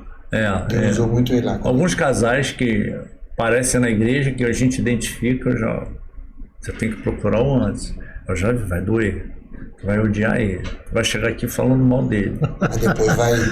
Mas se tu ficar nesse tratamento, nesse processo, cara, seu caso, você vai reconhecer quem você é, que você precisa mudar em muitas coisas. E a mesma coisa é a mulher. Muitas das vezes, o homem tem um problema do visual, né, cara? O homem, ele vê uma mulher bonita, tal, ele se assanha. Mulher não tem muito isso, até tem, mas é muito menos. Então, assim, muitas das vezes os casais estão desestruturados por falta de uma palavra de púlpito, por falta de um tratamento, por falta de ter eu não tenho hoje um casal líder de casais, eu tenho orado por isso, que Deus levante um casal que queira pagar esse preço, que não é fácil, né? Não carregar título de pastor, isso aí, e fazer um trabalho de pastor. Mas esse é o ideal. Ter um casal na igreja, posso fazer reunião de casais e cuidar, que ali a intimidade vai sendo revelada, vai falando, e aí a gente vai cuidando. Porque muitas das vezes o cara tá que nem uma ostra, o casamento dele tá terrível, isso acontece muito. O casamento dele tá ruim, a mulher fala com a nossa esposa, a esposa vem e fala comigo, pô, lá tá havendo essa dificuldade, isso. Eu chego pro cara, meu irmão, vamos tomar um café comigo? Ah, vamos, pastor. E aí, como é que tá? Tá tudo bem, tá nada bem, cara. Pô, quero enganar quem, cara? Quem vai perder o casamento é você, não sei eu não. Tu quer? Eu falo, tu quer separar? Não, que isso, pastor? Só nada assim, minha família. Mas tu falta um fio de cabelo, amigo. Tem que... Você quer mesmo, cara? Aí eu já... Soldado, Anderson, assume esse negócio, esse pepino aí. E a gente consegue ajudar algumas pessoas. Mas a maioria não consegue. Porque não querem. Porque não querem. Porque tu vai ter que ser aquele pilantra escondido, aquele mentiroso, aquele que escondido faz tudo de errado. Você vai ter que abrir seu coração. Vai ter que revelar quem verdadeiramente você é. A cura só vem quando tem um reconhecimento de quem nós somos. Eu só parei de usar droga porque eu cheguei para minha família e falei, olha, eu vou morrer. Vocês acham? Eu não vendo, eu faço um monte de coisa errada. Não é só isso não, aí. Eu tenho um aqui, eu tô morrendo. Olha, vocês não estão vendo, você tá vendo. Mas até então, achava que tu estava dando conta. Tô dando conta não, eu tô morrendo. Eu tive que reconhecer. Perante a igreja lá, eu tive que dar um testemunho para ir para o centro de recuperação, pastor. Então tu vai lá e vai falar para a igreja que tu tá indo para o centro de recuperação. A igreja tinha uma imagem minha que eu era crente, pô. Tava vendo nos cultos. Eu não chegava lá, eu ia para os cultos no domingo direitinho, pô. Morrendo, mas ia. Eu falei, não, então você vai dar um testemunho que você quer ir para o centro de recuperação. Eu falei, meu Deus. Faz isso comigo, não, ele lembrou na hora. Aí eu falei, gente, ó, eu não tô bem, tô precisando. Queria muito que a igreja me ajudasse e tal. Não, todo mundo me abraçou. E hoje eu tô aqui. Muitas das vezes as pessoas não querem reconhecer sua ruína, sua tragédia. E aí, meu irmão, vai maquiando até o dia que não dá mais. Aí perde casamento, fica longe do filho. Tem gente que idolatra a reputação, né? A reputação. Falou, eu tô procurando essa palavra, Thiago, você achou ela pra mim? Qual? Reputação ou idolatra? Reputação.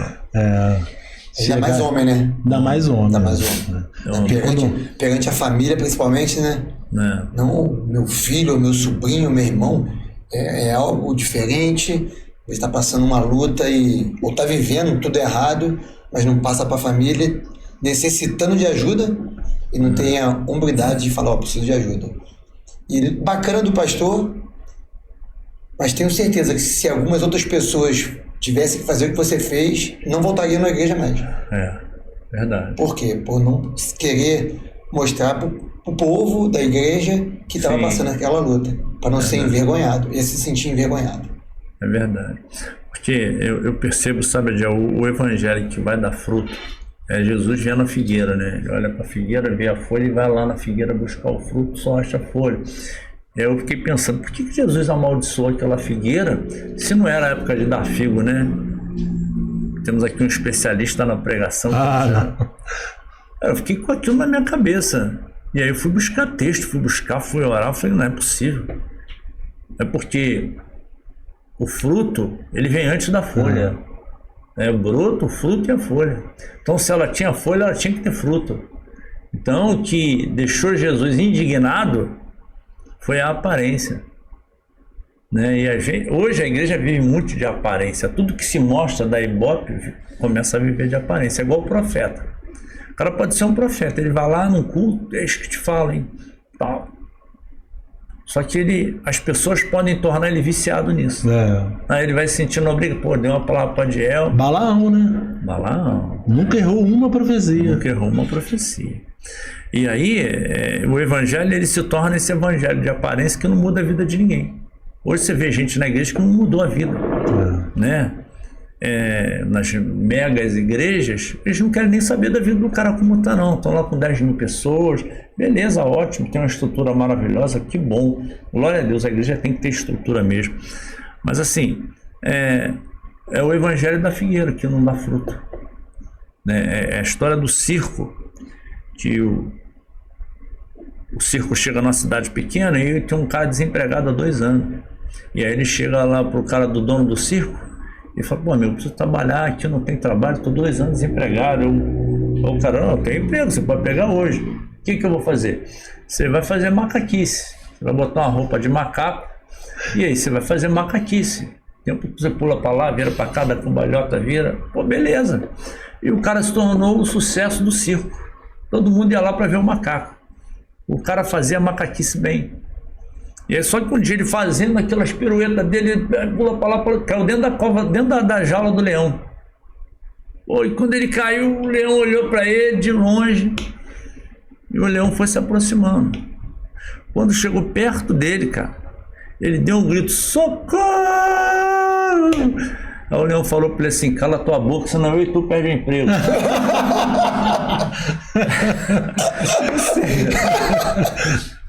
É o evangelho que é a figueira, entendeu? Que não muda ninguém. Eu criei uma expectativa danada, não faz isso comigo. Faz isso comigo, não. Mas é exatamente isso ali, ó. Hoje, assim, muitas das vezes a gente procura, fruto não acha. Só tem aparência, Tiagão. E, sabe, isso me deixa assim pensando, cara, que responsabilidade ser um pastor hoje. Porque Deus entrega pessoas nas tuas mãos para você cuidar daquela galera. Lá tem 200 membros na igreja. Vejo o culto lá de domingo, eu falo: gente, tem 150 cadeiras, tem que botar mais 30, mais 40. E agora ele está trabalhando com células. Em cada célula está tendo 15, 12, 20 pessoas. São 9 células, 8, não sei. Mas são mais de 100 pessoas frequentando as casas, ouvindo a palavra. Você vai ter que dar conta disso. Como é que você vai apresentar uma igreja? Né? Como é que vai ser isso? Então, assim, eu penso no tamanho da responsabilidade que é ser um pastor hoje, cara. Não é simplesmente sentar ali na frente das cadeiras. Eu até arranquei cadeira de púlpito já há muito tempo, já não tenho isso lá já há muito tempo. As pessoas te olham em cima de 2 degraus, acho que tu é alguém que...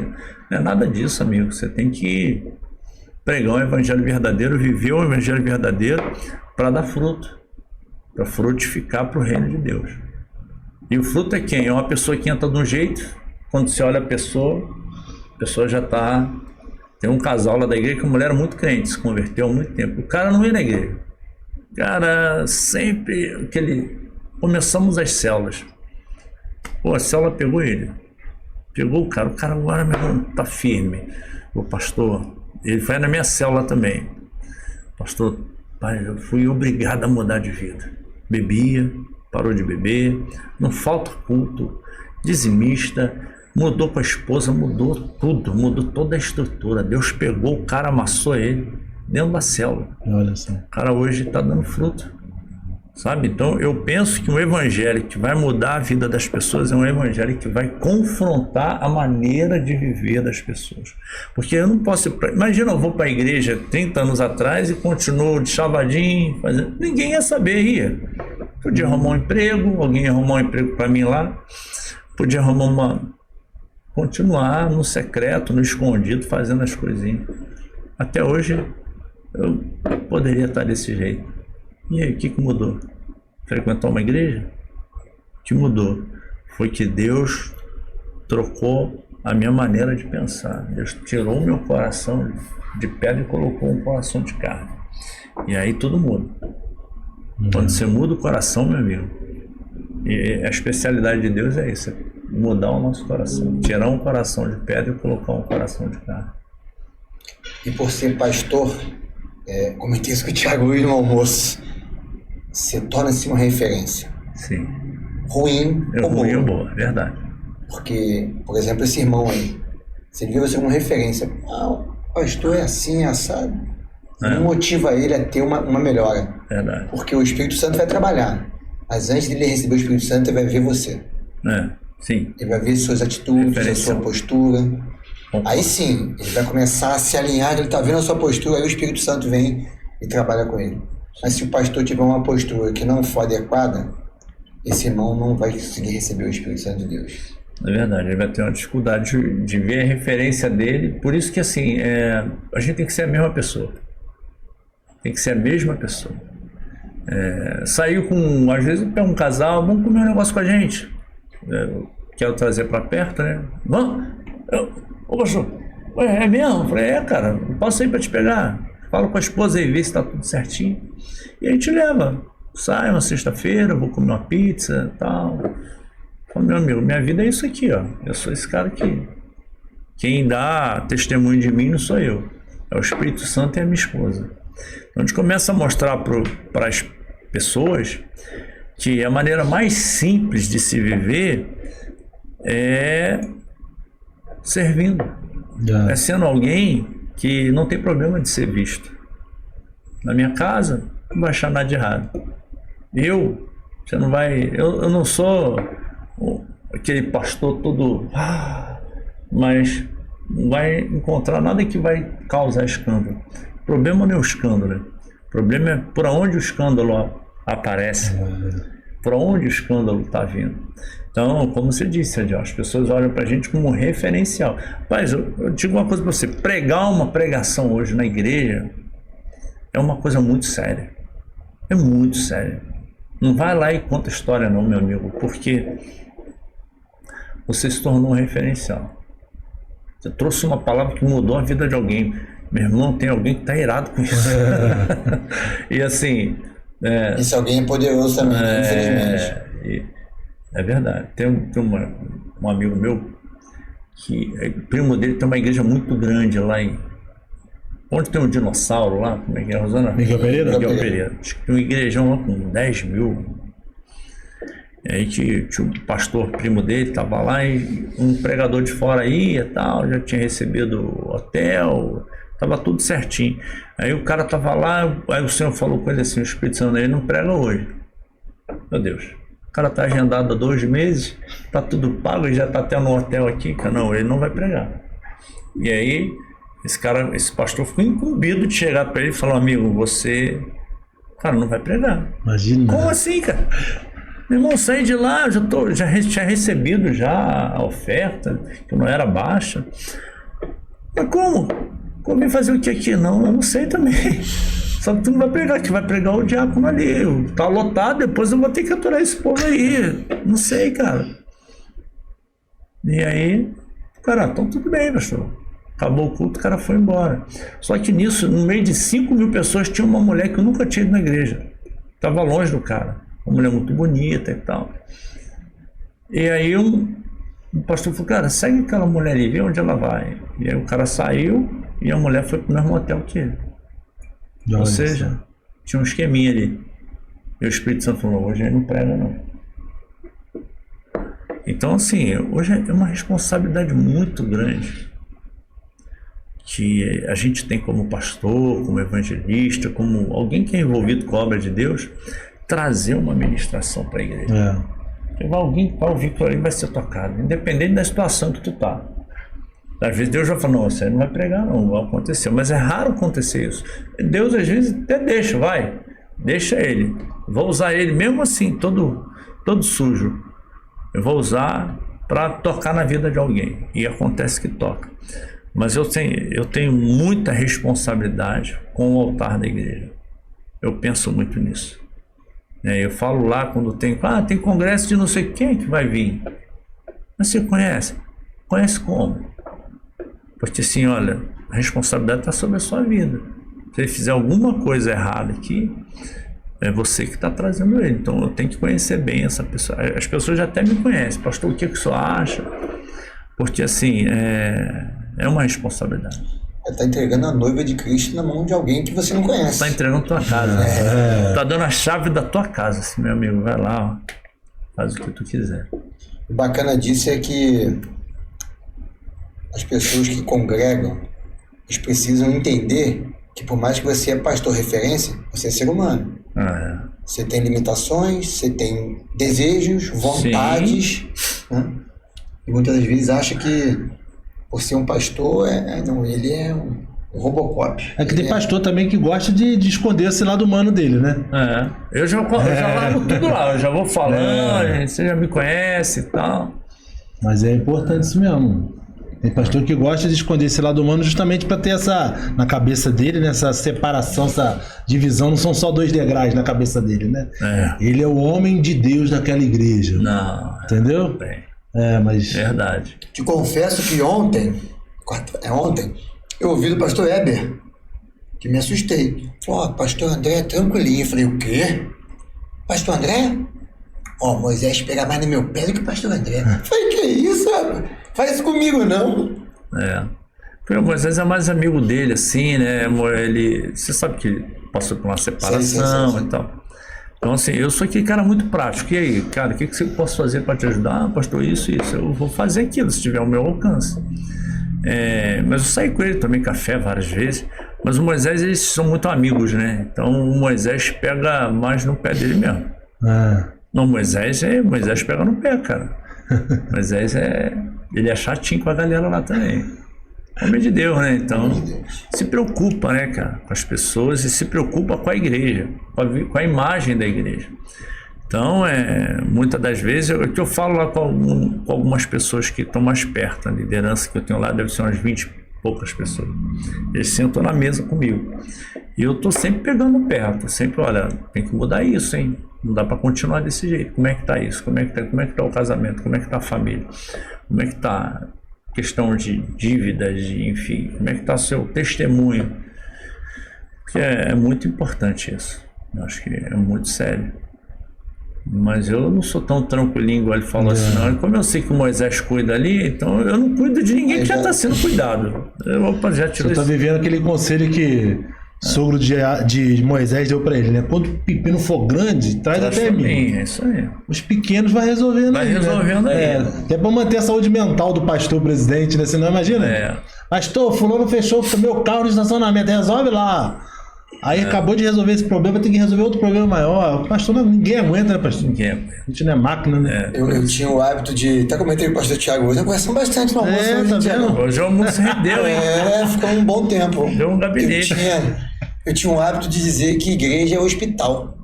A pessoa vai lá para se tratar. Eu ouvi uma palavra que o pastor falou, que igreja não é hospital. Verdade, também. Porque o hospital, você chega lá ruim, debilitado, você vai se tratar para ficar curado. Só que quando você fica curado, o seu primeiro desejo é sair fora de lá, não quer ficar mais lá, não tem mais o que fazer lá. E a igreja não é assim, né? A igreja você chega debilitado, você é tratado, curado, e você tem que permanecer para que você continue curado. A igreja ela não é um lugar de ação social, pode até ter ação social, e deve ter, nós temos lá um casal que cuida só da ação social. A igreja não é um hospital, a igreja é um lugar de transformação, de libertação. Por isso que toda palavra que sai de um púlpito de uma igreja é para transformar a vida das pessoas. Eu não contei aqui, mas eu lembro de uma situação que eu estava na igreja. E aquele dia eu tinha ido muito drogadão para a igreja. Tinha virado, mas eu tenho que ir por causa da minha irmã. E eu estava com cocaína no bolso. Assim, logo no iniciozinho, né? Mas eu queria ir porque ela estava me ajudando. Eu falei, poxa, ela vai ficar muito triste.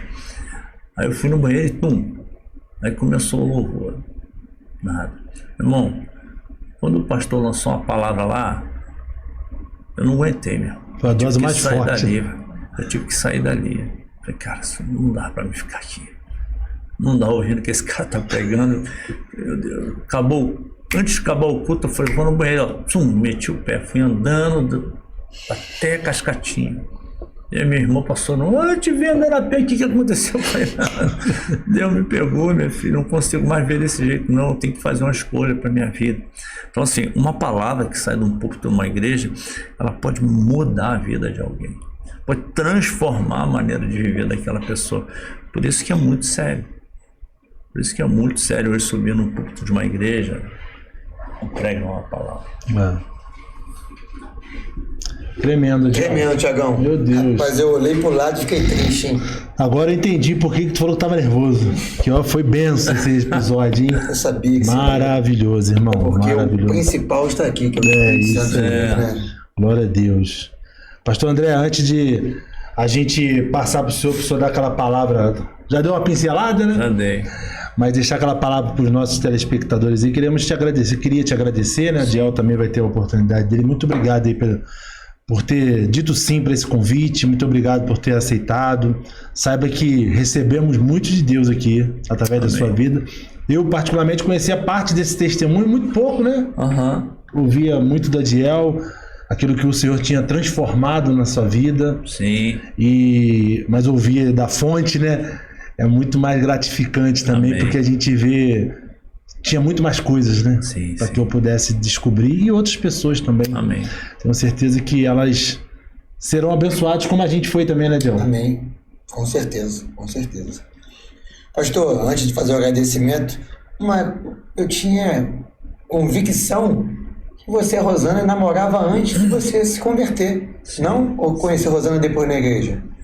Então, quando eu conheci Rosana, na doideira, né? Então a gente namorou um tempo, mas aí como é que vai namorar um maluco, né? Então ela, eu lembro que a gente marcou. Deu linha na pipa. Marquei com ela um cinema, era ali onde é Deus é Amor hoje, tinha um cinema ali. Thiago é novo, não lembro disso. Mas ali tinha um cinema, eu namorando ela, falei, não, vamos se encontrar para ir no cinema, sei lá, 5, 7. E aí ela me deixou na porta do cinema, sumiu, não apareceu não. Aí fiquei brabo, né, com aquilo e tal. Até hoje eu falo isso, cara, pô, tu me deixou na porta do cinema. Mas enfim, depois eu encontrei, não deu certo, né? Eu encontrei Rosana já cristão. E ela também, né? Ela na igreja, eu na igreja.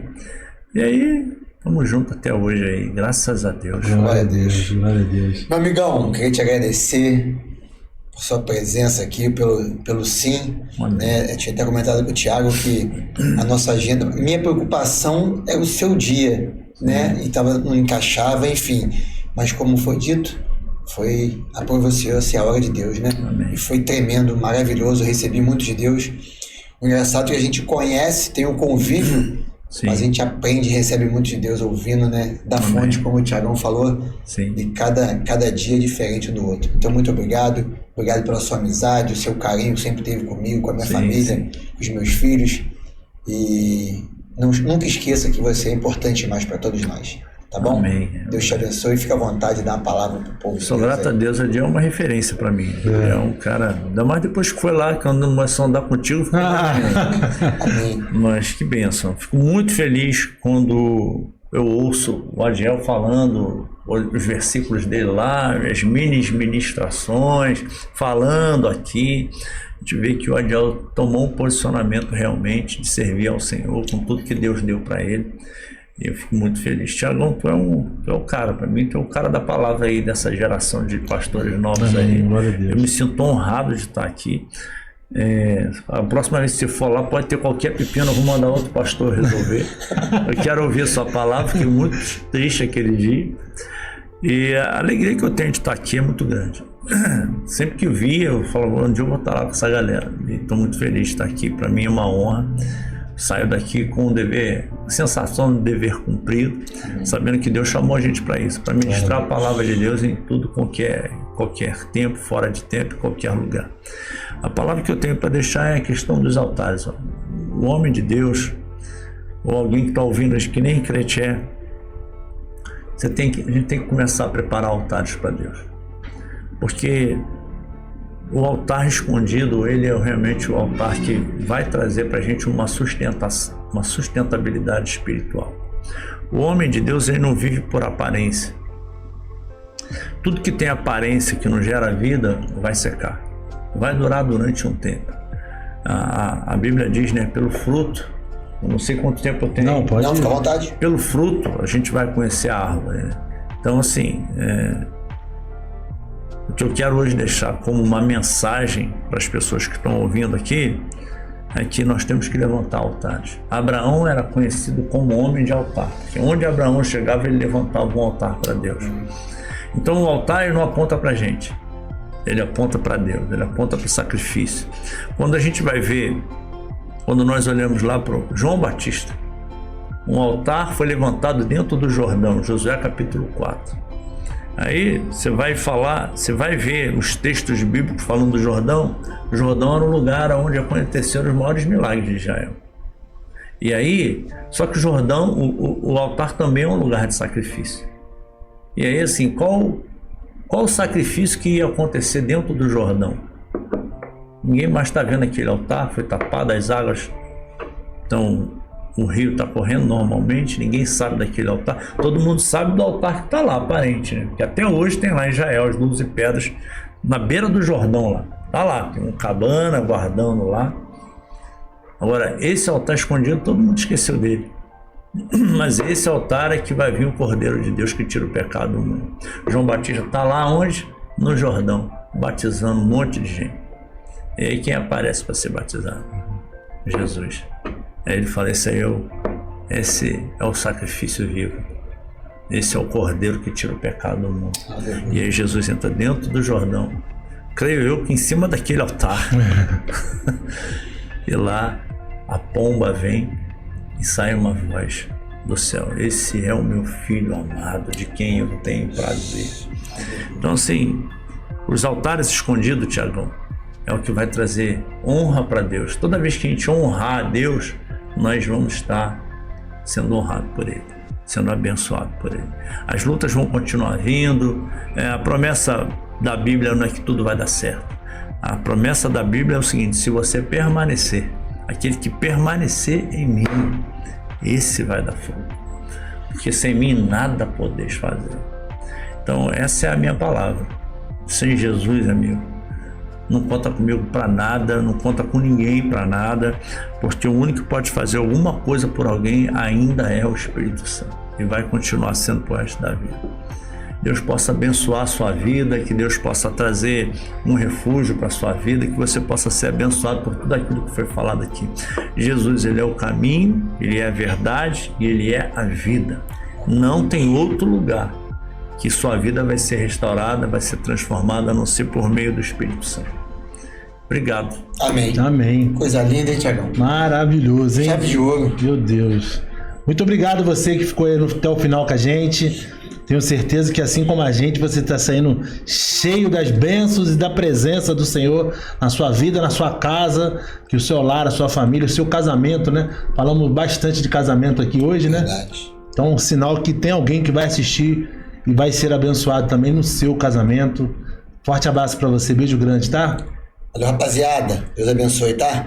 Não esqueça de compartilhar, se inscrever no canal, dar o like. Deus abençoe. Forte abraço. Tchau, tchau.